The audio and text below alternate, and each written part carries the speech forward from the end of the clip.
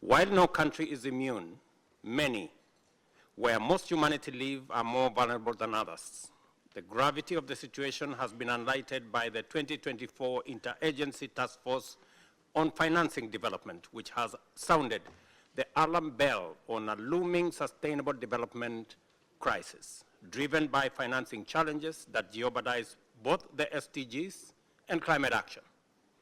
In the circumstances, the upcoming 4th International Conference on Financing for Development may be our last opportunity to make the radical changes needed to realize and realign our development priorities to meet the SDGs by 2030. We must urgently close financing gaps, bridge international divides, and restore trust in multilateralism.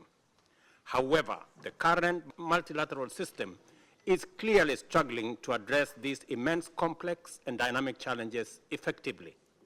As a member of the SDG Stimulus Leaders Group, which coordinates the mobilization of financial resources needed to accelerate global progress towards 2030 agenda.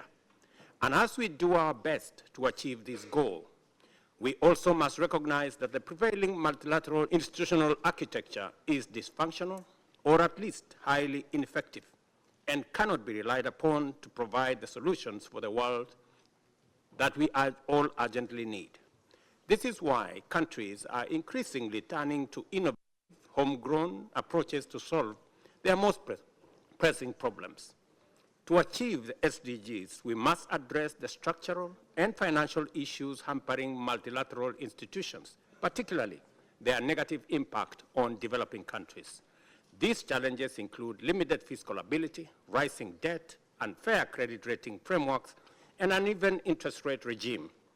In the face of deteriorating global economic conditions worsened by relentless climate crisis, these weaknesses limit the opportunities, especially in low-income countries. Today, 1 in 3 developing countries is at risk of defaulting on their debt obligations.